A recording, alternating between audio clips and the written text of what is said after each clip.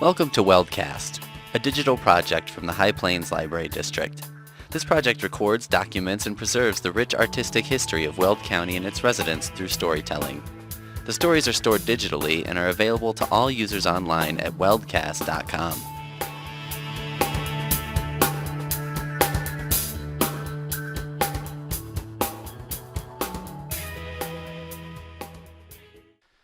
What you're about to hear is a torch.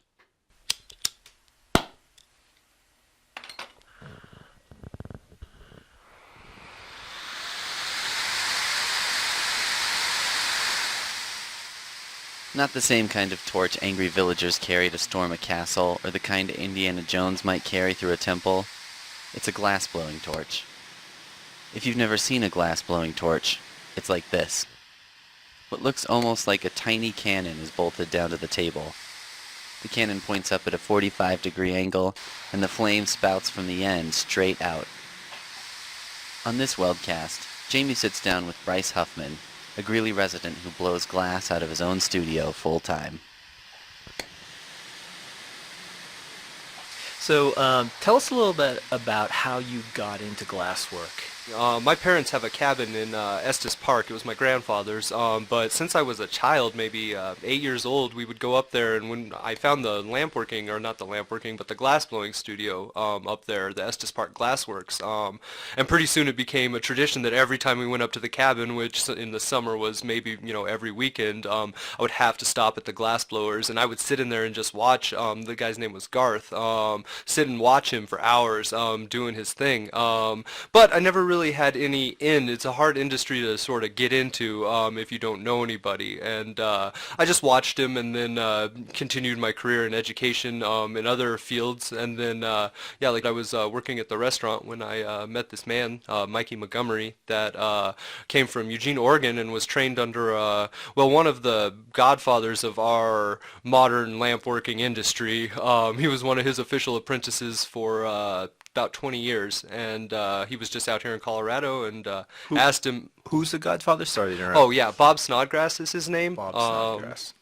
And asked him if he would teach me how to do it, and he did. Nice. So how old were you when you started visiting the glass studio in Estes? And like I said, probably 8 to 10 years old. Okay, so you were pretty young. Yeah, So that, yeah, absolutely. So this kind of caught your interest very early for Yeah. an 8 to 10-year-old. That's kind of, and then you were fascinated by it. Yeah, absolutely. It's just amazing to watch the molten glass and how they Right. work it, and Right. especially being a child and not having much of a voice to ask questions Right. and talk to this man, Yeah. but just seeing him do these amazing things Yeah. with molten glass. Yeah. It looks like giant globs of honey. Yeah, but yeah. You got to remember it's molten. Yeah. And they, they're so graceful when they work with it. And can you just talk about the type of glass blowing you do? You were telling me a little bit about this when we spoke earlier. There's sort of like a hand throwing type of glass, and you do a very specific type of glass work. Yeah, absolutely. When people specifically say glass blowing, they're typically talking about furnace work, or people know it as offhand work, and that's with the giant crucible that has molten glass in it, and the glory hole that's heated it, and the really long, the 5-foot punny that's metal that they use. That's why they call it offhand work, is because you typically rest it on a bench while you're working it. What I do is called lamp working, and it's on a bench. I guess it started scientifically. A lot of universities and lab work and lab utensils and such were created out of borosilicate glass, which is the type of glass that's used in lamp working. And it's sort of evolved maybe in the past 50 years into a more artistic expression than its scientific background. So the lamp working that you do, when I was watching you do it, it was very focused and very kind of like in one area, whereas the handheld, what did you call it? The offhand work? Offhand Yeah. work, it seems like you're more in a giant studio space and you're working with all this giant equipment and globs of molten glass instead of just like a handful of glass like you were working with. Absolutely, Have you, yeah. The other way that I suppose they break it down is into two basic categories of hard glass and soft glass, and that has to do with the coefficient of expansion of the glass and how long it retains heat. And the soft glass retains its heat a lot longer, so they have the time to be able to get up and walk across the studio before they begin to work it. Where the hard glass has a much higher melting point and it stiffens up a lot faster, so everything's done right in front of you really fast. and you work exclusively with the hard glass, Yes. and that's why you have to have that torch on it almost constantly, it seems like. Yeah, Yeah. absolutely. Have you done offhand work? Yeah, I've messed around with it, but not a lot. Maybe And one day's experience. oh, and what was your take on the difference, the style of working with that glass? Coming from the many years that I had lamp working beforehand, it was a completely new experience for me. It was completely different, and I didn't really expect it to be like that. I thought it Right. was going to be real similar, but it was intense. Pretty much the entire day, I was just trying to hang on to it. Right. So Bob Snodgrass came to Colorado. Or his apprentice came to Yeah, Colorado. yeah. And His apprentice Mikey. Mikey. Yeah. And you met Mikey, and you said, "Teach me the ways." Yeah, basically. I mean, we worked together, so we had a lot of time to talk, but within months after he had told me about his prior career, I actually ended up selling my car and investing all the money in my first year's studio and supplies. How did your wife take that? Well, it was really just a hobby at Right. the beginning, so it was quite. I still maintained my full-time job Right. Okay. working in the restaurant, so it was more of just a hobby that I was just sinking tons of money into, I Right. suppose, at the beginning. How did glass come up between you and Mikey when you were working at the restaurant? It was just I know restaurant work. You were probably just talking about stuff, and Yeah, he that's said, exactly how right. it happened. Yeah, just talking on the line. And you found that he was, but you probably didn't know that he was kind of a big deal back then. No, I had no idea, to be honest. Like I said, I was sort of into the art scene, but not enough to really know how lucky I was to have come across this guy. Right. And yeah, a lot of people thought I was crazy because I had only met this guy and talked to him for about a month and just started investing all kinds of money in this new career. Just was worried a little bit about that, I suppose. She's Right. like, "Do you really think this guy can do all he says he can do?" But he could, so Right. it worked out real well. Can you give me and the listeners a little background on the whole Oregon glass scene that this guy sort of, came from, and he apprenticed under Snodgrass? What was his name? Bob Snodgrass? Yeah, Snodgrass. absolutely. I suppose his main notoriety at the beginning was really introducing a new form of coloration to borosilicate glass using precious metals like gold and silver.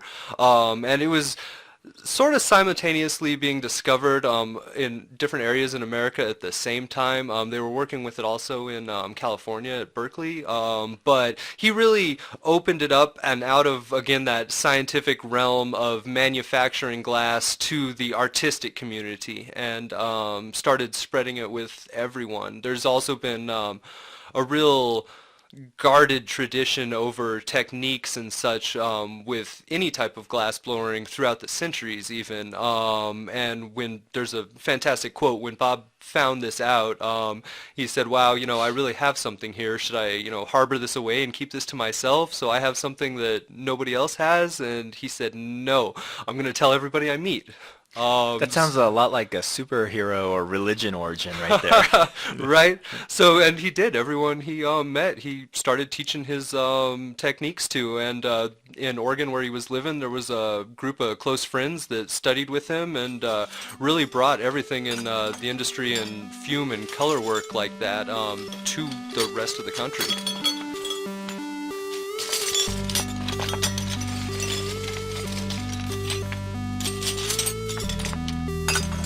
What were people So were they just making lamps? Is that where lamp work came from? They were making types of, what were they making? Well, like I said, mainly at the beginning, a lot of it was designed for lab use, test tubes and beakers and anything you'd Right, find in a right. chemistry lab. And then it branched out into the art industry, and I mean, pretty much most of the things you could make out of soft glass you can do with boro. So Right. vessels and There was definitely people out there doing artistic lamp working. Okay. The little figurines, you'll see a lot of Oh, small figurines and Christmas ornaments and right. decorations like that. Okay. The like a Galileo thermometer is like a good example of Okay. something that would be scientific glass then turned into a more artistic approach on something. Right. And what is that? Can you explain what that is? It's like a I don't know, maybe a 50 millimeter cylindrical tube that's Uh-huh. sealed with other smaller bubbles of some sort of liquid Right. inside there that then float up and down based Right. on the barometric pressure and Right. temperature. Can we talk a little about the business side of it? So how have you merged your artistic interest with the business interest? I mean, is that going well? Do you see a future in it? You feel like you can expand doing what you're doing now? How's it working out?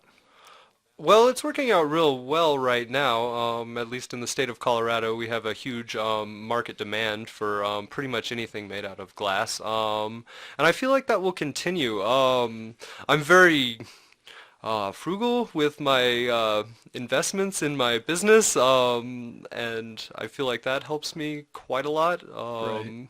I do have a very, maybe even more so business mind over my artistic mind because I will stop myself oftentimes on projects when I don't see there being a high return on it and Right. or at least put it on the back burner until maybe in the future I have that ability. But yeah, I'm absolutely focused on well, providing for the family right now. Right.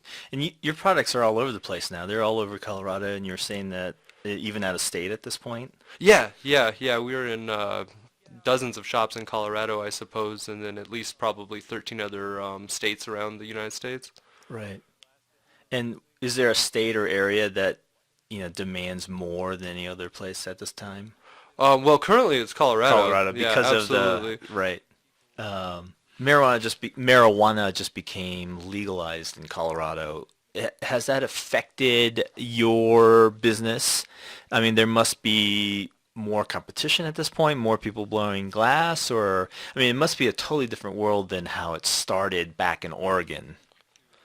Yeah, absolutely. That's hard for me to answer just because I am so new at it. And when I started even 5 years ago, recreational was legal. And I had a lot of, or not recreational, but medical was legal. And I had a lot of clients in dispensaries that I was providing for. And I didn't really get to see that other side of it before any of this in Colorado. And I hear the stories from a lot of the old guys, and it just seems like a completely different world for me or something that I will ever be able to experience. Because even back then, nobody knew where this glass came from or anything. Someone would have a glass pipe and everybody would want to know where it came from. And some guy would be like, my friend's friend knows this guy that lives out in the woods and he makes them. Right. And it was just so secretive. They were almost like freedom fighters out there underground, like getting Right. their product out to people in any way they can. And I don't think ever it'll ever be that way again, or that I even came close to being able to experience that kind of thing. It was just already so mainstream when I got into it that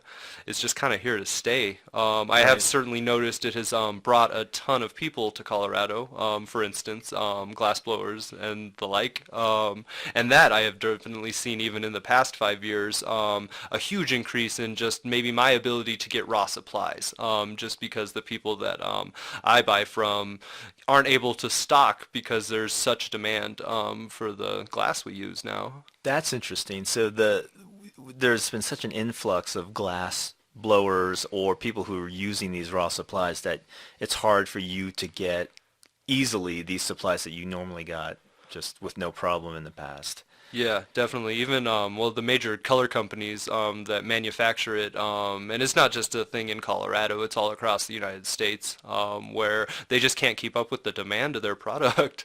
That's interesting, huh? Wow. So, and basically for you personally, other than getting raw supplies, not much has changed, I'm hearing. So you kind of do your studio work, you have your distributor, and you just kind of let it go, and you just are just in your studio doing your work. So not much has changed for you other than the supplies, getting supplies. Yeah, Yeah. yeah. So have you seen more of an acceptance to this kind of work?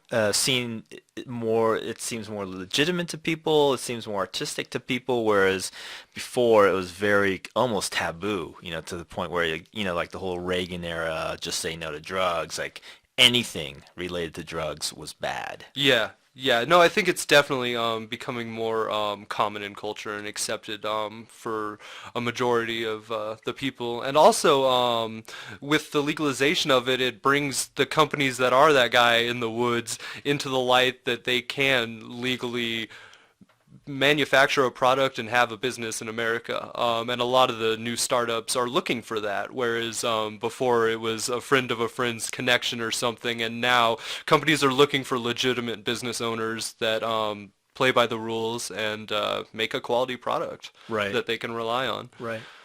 So how big is it now? So I've been kind of looking online and Instagrams, and there seems like there's a ton of glass blowers doing what you do, the lamp work. Absolutely, yeah. It has really been exploding in the past even 5 years. The 5 years that I've been in it, I've noticed a huge increase from when I started. And really, I mean, at one time in the nation, there was probably 100 people that knew these Right. kinds of techniques, and I couldn't even begin to guess now Right. how many across America are actively Right. working with glass. What else is going on in Colorado or even in Weld County that you know of? That's sort of really hard for me to answer because I'm really not that much on the scene, I Uh, suppose. Like I said, I have a family now, and I'm either working or I'm with my family. right. I'm a full-time stay-at-home dad, so Right. it leaves not a lot of room to be out there on the scene. Right. But it is great because there is a lot of, I guess, friendly competition for the most part between people. And I mean, I know a lot of good friends up in like the Fort Collins area, and we look at each other's work. And Right. you see what they're doing, and you want to do something that's just as nice as what they're doing. Right. And it's great because there's a lot of camaraderie on it too. A lot of these people will just give you their techniques and talk to you, and there's a lot of back and forth, I suppose. Like I was saying, a lot traditionally. It's been really guarded secrets Right. throughout the ages, and if you have something, you don't want to share it with everybody because then Yeah. everybody knows how to do Exactly. it. But it seems like that's changed a lot, even in the past 10 years. And with the internet is a big Nice platform to yeah, share a information platform and learn that stuff a and lot of these guys back, even when they started 20 years ago, didn't have. So people across the country can bounce ideas and chat with each other and teach each other. And that I like to see, and it's great to have that between friends. is there anyone working right now that you know, not personally or just have heard of or seen their work that just blows you away? You look at that stuff and you go, wow. Yeah, well, there's probably too many to name. There's quite a few people that I Okay. have just mad respect for. And what blows you away about it? Is it the technique? Is it because it's so complicated looking, or is it just so novel that you're like, how did they do that? It's really probably a mixture of all of those Hmm. things because, well, like I said, with the share of information, a lot of the technique now is widely known to everyone. So it's more of a matter of how well you can execute that Right. technique and then also what you bring to it. As well, where it's not simply just copying the technique, but if you can add your own flair into it. And I'm really big on things like symmetry, and I like to see clean, accurate shaping, and just simply clean work. So attention Uh, to craft really yeah, is, yeah, attention to detail. right. You showed me these marbles, and by marbles, they look, they're giant. They're not like little plain marbles, but they're, like a handful. So what are those about, and why do you like making those?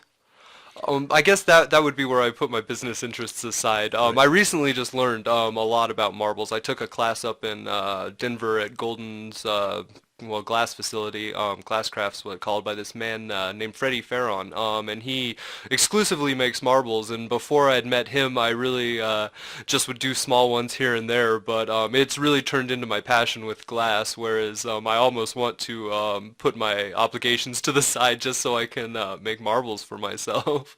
And what is it that interests you about marbles?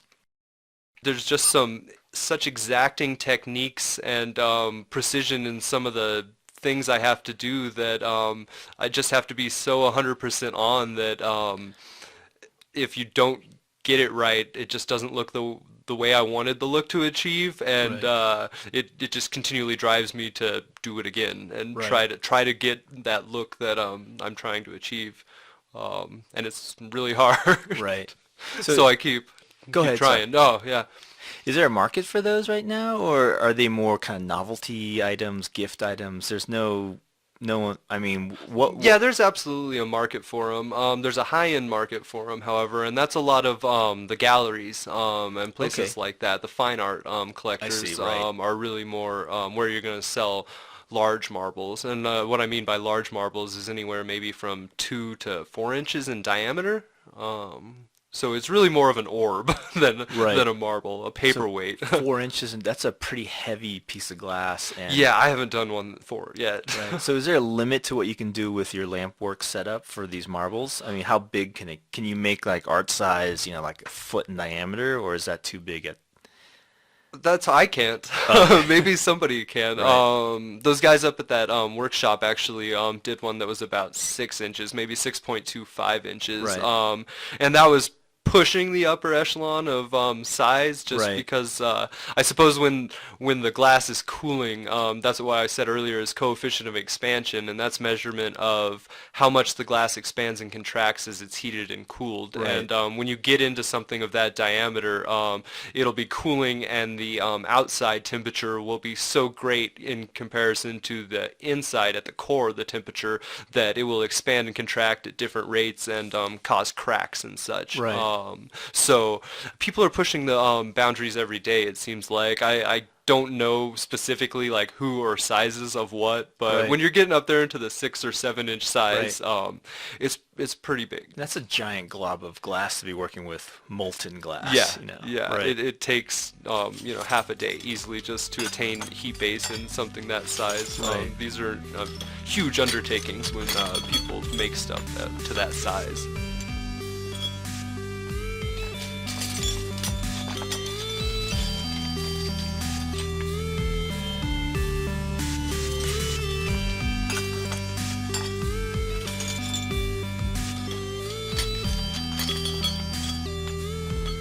And what others? And you were making Christmas ornaments, Yeah, yeah. I'm on the Christmas ornament grind right now. right? Absolutely Christmas in time. December. Yeah. Yeah. And you go through those pretty quickly.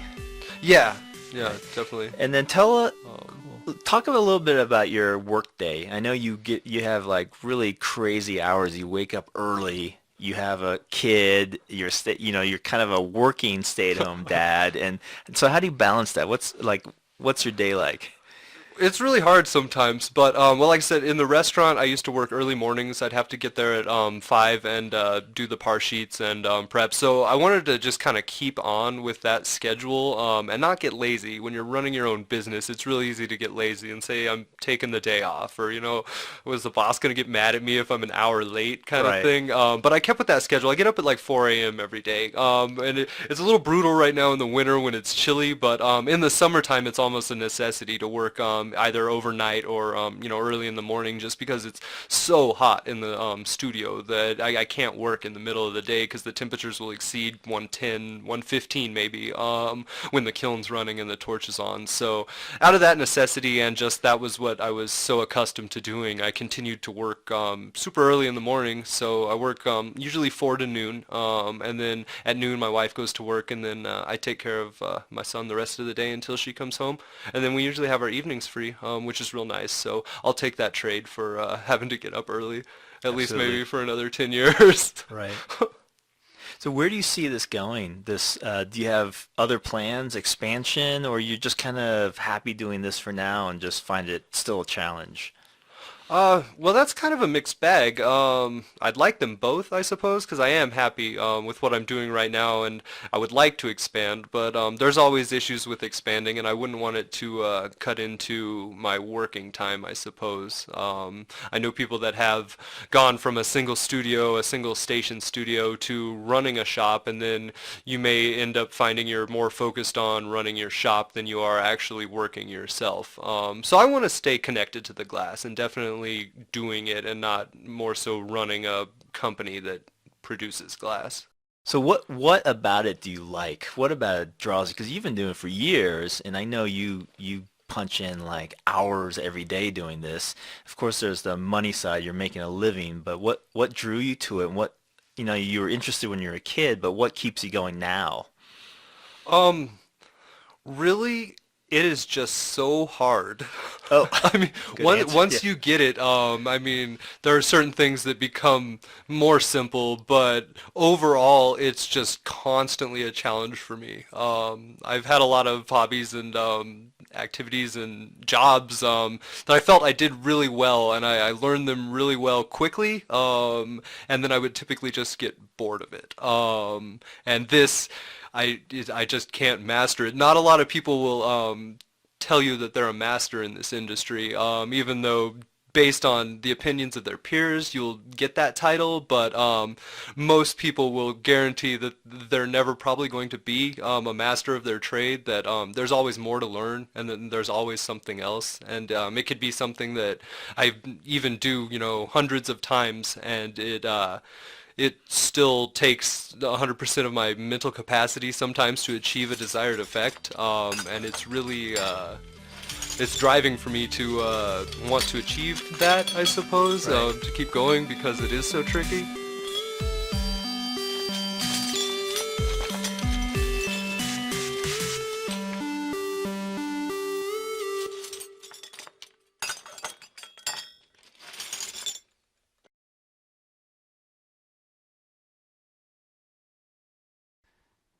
You can find Bryce and pictures of his work on Facebook. Just search BMH Glass Creations or go straight to facebook.com/BMH Glass Creations. Additional music for this week's show provided by Foolboy Media. Farewell Princess from freesound.org.